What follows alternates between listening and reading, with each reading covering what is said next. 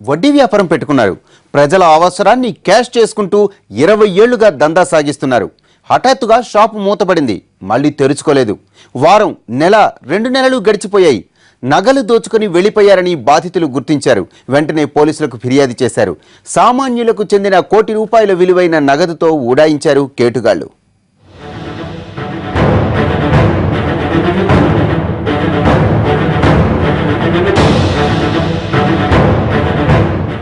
మధ్యతరగతి కుటుంబాల్లో డబ్బు అత్యవసరమైనప్పుడు బంగారు ఆభరణాలే ఆదుకుంటాయి.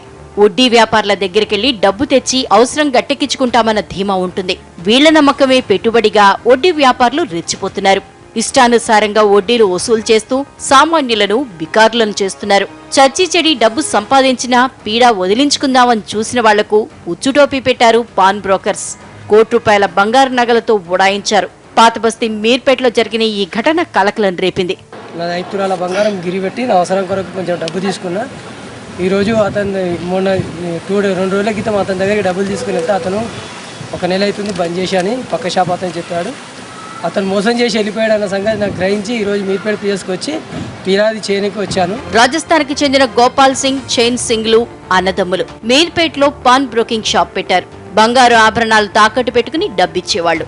వీళ్ల దగ్గర అప్పు చేసేవాళ్లంతా పేదలు, మధ్యతరగతి వాళ్లే. 20 ఏళ్లుగా కొనసాగుతున్న వీళ్ల షాపు కొన్ని రోజులుగా మూతపడింది. రోజులు గడుస్తున్నా షాపు తెరవలేదు. దీంతో నగలు విడిపించుకునేందుకు వచ్చిన వాళ్లంతా ఆందోళన చెందారు. న్యాయం చేయమంటూ మీరుపేట పోలీసులకు ఫిర్యాదు చేశారు. షాప్ బంద్ ఉంది, పక్క వాళ్ళకి అడిగితే ఆయన బంద్ చేసి వెళ్ళిపోయాడు అని చెప్పారు. చెప్తే మేము ఇక్కడ కంప్లైంట్ చేయడానికి వచ్చినాం. ఆయన మీద ఎన్నో చాలా 30-40 కేసులు ఉన్నాయంట ఆయన మీద. అందరూ వచ్చి చెప్తారు మాకు. అందుకే ఈ పోలీసు వాళ్ళు మాకు సహకరిస్తారని. పోయేసరికి షాప్ బంద్ ఉంది. వాళ్ళ అన్నని పోయి అడిగిన, అన్న దుకాణం అప్పటికే షాప్ ఫుల్లో ఉంది.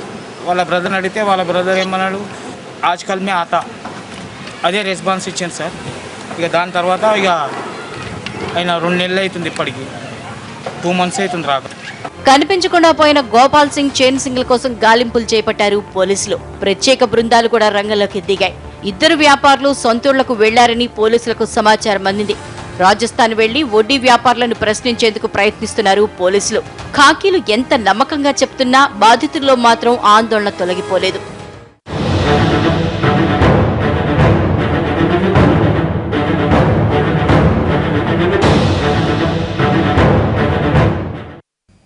బిఎల్ఎట్లో ఇప్పుడు షార్ట్ బ్రేక్ తీసుకుందాం.